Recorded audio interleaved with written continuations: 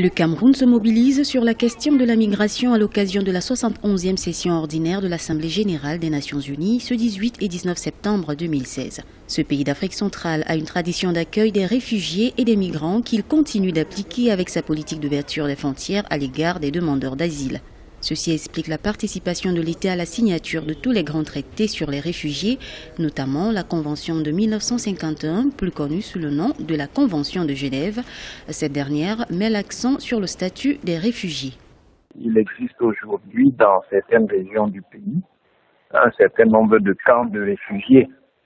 Cela veut dire que le Cameroun est victime d'une pression qu'il doit pouvoir gérer au mieux, parce qu'il faut à la fois s'assurer que ces déplacements-là ne perturbent pas sa sécurité. Il faut également prendre en charge, à partir des urgences humanitaires, ce flux de migrants et de réfugiés.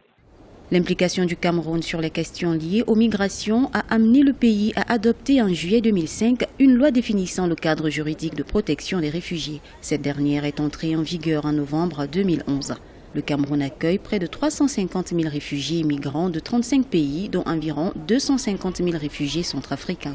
Les attaques de l'organisation terroriste Boko Haram au Nigeria ont entraîné un afflux massif de réfugiés nigérians au Cameroun depuis mai 2013. Plus de 75 000 Nigérians ont traversé la frontière, dont près de 25 000 en février 2015. Beaucoup ont trouvé refuge dans la région de l'extrême nord.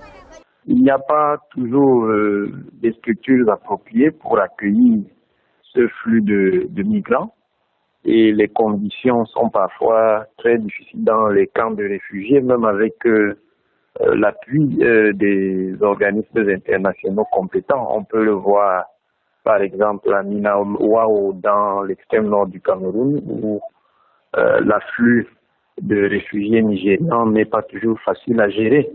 Le problème des déplacés internes se pose aussi avec acuité.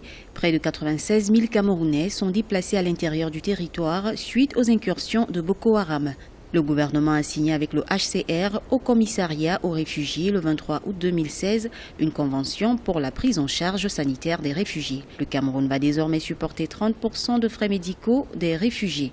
La déclaration de New York sur la question des réfugiés et des migrants et les documents connexes seront adoptés au sommet des Nations Unies sur les réfugiés et les migrants ce lundi, un sommet auquel va prendre part le président Paul Biya.